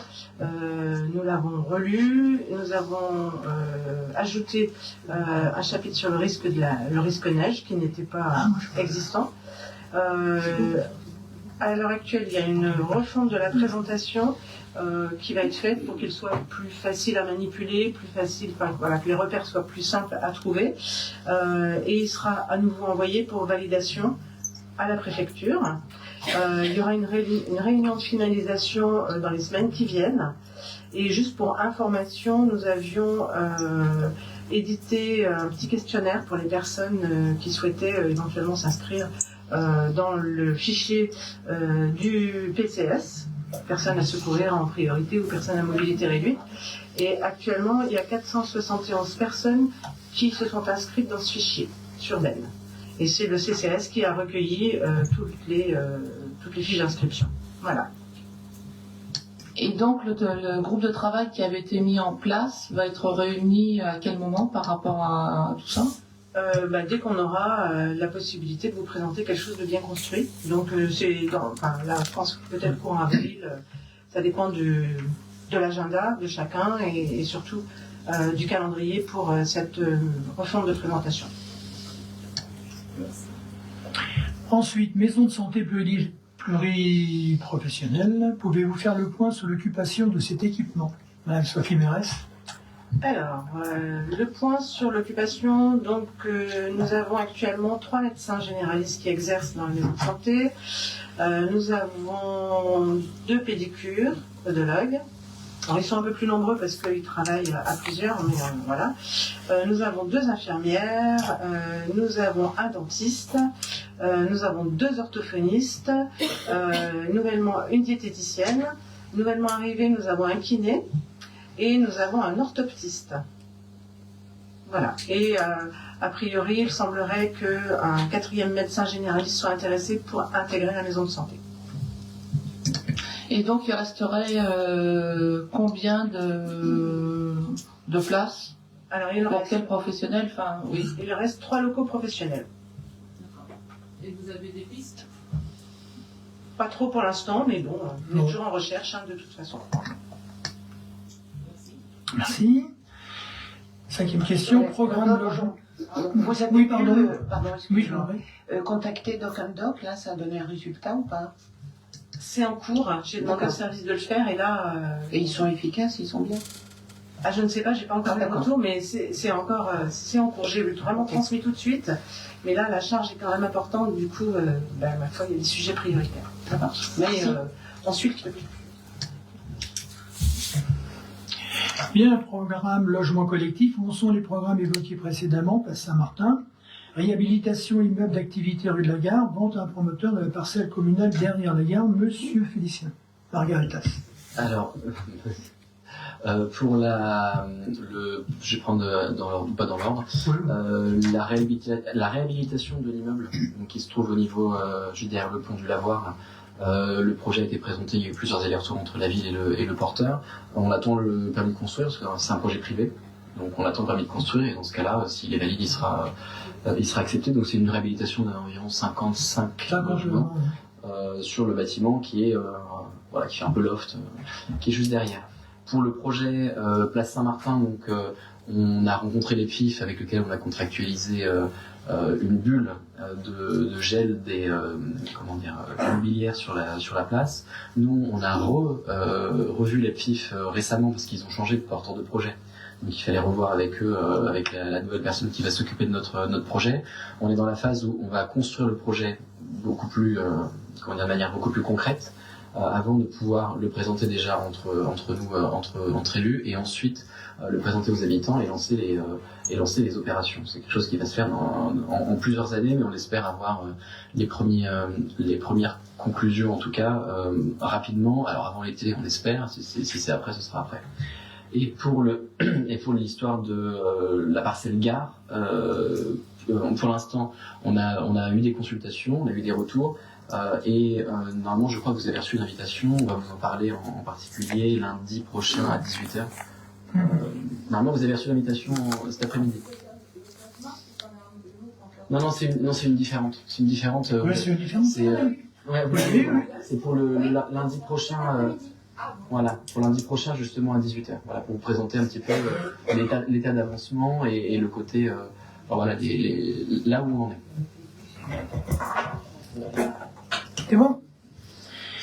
Petite ville de demain, pouvez-vous nous présenter l'état d'avancement du dispositif au niveau bénnois? Quelles sont les études menées, sur quel sujet, pour quel montant? Où en est la phase opérationnelle annoncée il y a un an? D'accord. Monsieur Margareta. Alors, on avait fait une petite présentation suite à votre demande au précédent conseil. Je rappelle un petit peu les éléments. On a eu une phase d'études qui était la phase PVD, signature de l'ORT. Il y a plusieurs zones d'opération. Il y a le Val des Quatre-Pignons et il y a le centre-bourg. Le Val des Quatre-Pignons, évidemment, ce sera la deuxième phase dans la mesure où le sujet du collège est intimement lié avec les opérations qui pourront y être menées. Au centre-ville, donc, cette année, on a eu la subvention pour l'étude opérationnelle Place Saint-Martin, place du 8 mai, autant pour moi, donc la place autour de la mairie là. L'étude coûte 50 000 € et on a eu une subvention de 50% justement du FNADT. Donc l'étude sera menée normalement cette année. L'étude opérationnelle qui mènera ensuite aux travaux dont vous voyez les montants dans le PPI qui était dans le DOB. Ensuite, il y aura certainement une phase lancée cette année qui sera opérationnelle d'ailleurs, sur la plaine de l'Étang, où on sera sur des aménagements légers cette année. Voilà, ça c'est là où on en est aujourd'hui. Et après, il y a les autres études, il y a la place, côté Place Saint-Martin dont je vous ai parlé à l'instant. Et puis, et oui, mais Val des Quatre-Pignons, c'est la deuxième phase, au Val des Quatre-Pignons. Il y a plusieurs zones de projet, il y a des travaux de voirie, en tout cas, en premier lieu, ce sera ceux qui seront réalisés en premier parce qu'il faudra attendre que le collège parte. Donc des travaux de réaménagement de voirie au niveau surtout du rond-point d'accès, donc du rond-point du Val des Quatre-Pignons qui est en bas, entre la rue du commerce, à côté du centre commercial exactement, alors la phase opérationnelle en soi pourrait être lancée dès qu'on aura les crédits pour le faire, parce que c'est pas quelque chose qui nécessite une étude très très poussée pour réalisation, mais c'est pas prévu en 2024. On priorise en tout cas la partie plaine de l'étang et ensuite la place du 8 mai qui sont quand même des gros ouvrages. La place du 8 mai, ça peut être quand même des travaux relativement intéressants. L'étude dont vous avez parlé pour le centre-bourg, qui va commencer, qui coûte 50 000 €, je crois, subventionnée à 50%. C'est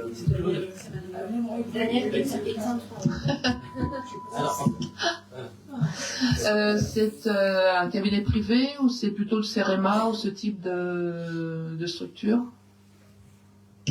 Alors aujourd'hui, on a la subvention pour l'étude. Qui va la réaliser? J'ai un petit doute. Je ne crois pas que ce soit le CEREMA. Non, oui, alors oui, c'est ça. En gros, on a une subvention de 50%, c'est ça. On a une subvention de 50% justement pour l'étude. Et vous savez, enfin on en avait parlé à un moment donné, on est en train d'avancer dans une procédure d'accès au capital d'une SPL qui s'appelle Citalia. qui est une SPL qui gère autant le côté études que le côté pré-opérationnel, que le côté opérationnel au besoin via soit concession d'aménagement, soit mandat, soit d'autres manières d'opérer. Et ce qu'on souhaiterait, c'est justement englober toutes les phases opérationnelles PVD qui peuvent atteindre des sommes relativement intéressantes pour pouvoir missionner cette SPL qui nous accompagnera dans ces opérations. Donc c'est du public. Voilà, c'est une SPL.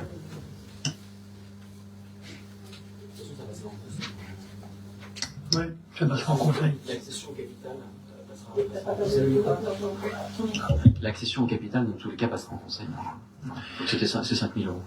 Bien, je crois qu'on a terminé les questions. Je pense qu'on a terminé donc ce conseil. Je vous remercie. Je vous souhaite une bonne soirée, bon week-end.